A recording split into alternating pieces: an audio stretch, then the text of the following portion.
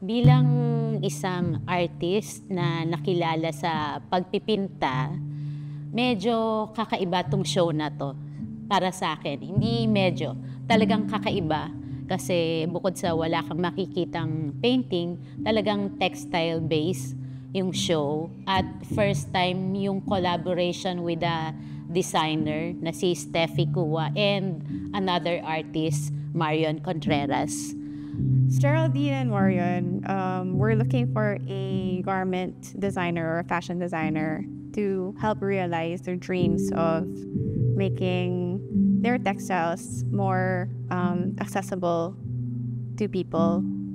And yeah, somehow they found me and we started working together. So this collaboration is actually a dream project for me because it combines a lot of the values that I hold very dear to my heart. So sustainability is one of them, ethical fashion is another, nature also is another.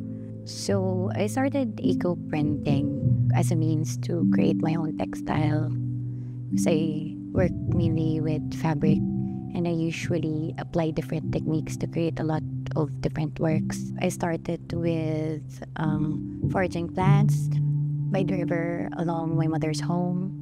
It's also the home where I grew up. I started with wild plants. I started with grass, and from there, I produced the prints I used for Earthbound. So for silhouettes for Geraldine and Marion, first of all, I really just wanted to highlight the textiles. So if you think about it, all of the silhouettes really are sort of the frames where their textiles can shine.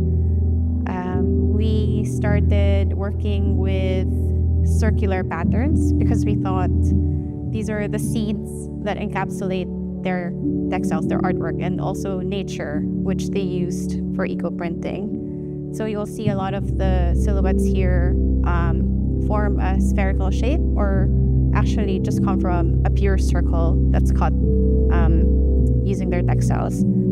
We wanted to create garments because we wanted to offer a sustainable option, and we wanted to promote the process of eco-printing because it's very homemade, it's very handmade, and any interested person can actually do it on their own. So naisip ko yung show na yung ang tao talaga magkakameron ng parang connection at para sa akin ang dali mag-ibigay yung connection na yun kung mahahawakan nila yung object, lalo na kung maisusuot nila.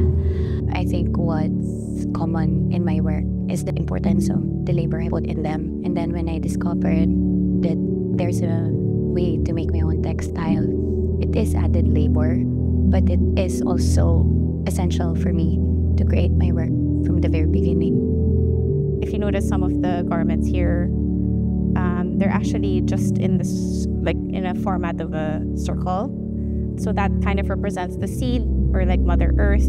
And then it kind of builds up towards a flower as well. So I think you can see some of our silhouettes are a little bit more complicated. They look like petals, but those are actually spheres that we've kind of just put together.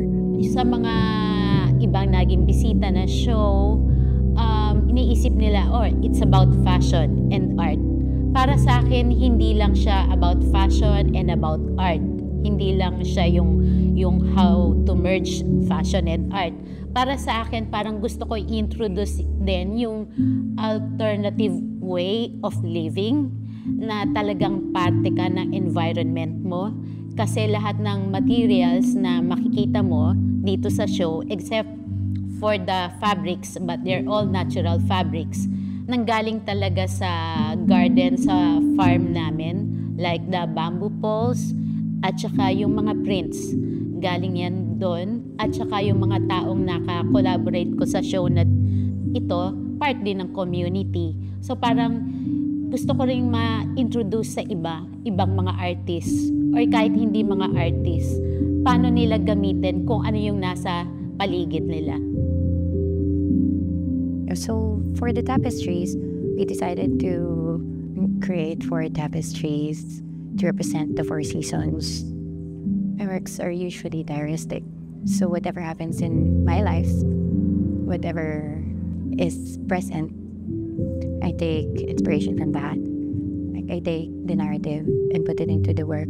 So the tapestries, I approach them by thinking of what it reminds me, the seasons, how they made me feel, what memory can I dig up that's strong enough to inspire what I will make. So, nung kinonceptualize ko itong show na to, so gusto ko ding ipakita yung mga tapestries na ginagawa ko with the community of women sa barangay namin. Dito sa mga tapestries, ginamit ko yung 4 seasons bilang inspiration. So, ginawa ko tong 4 seasons na tapestries, parang archival project para sa akin. Kung ano sila nitong panahon natin, gusto ko siyang alalahanin. At kung maaari, gumawa ng paraan para mapanatili yon para sa susunod na generation.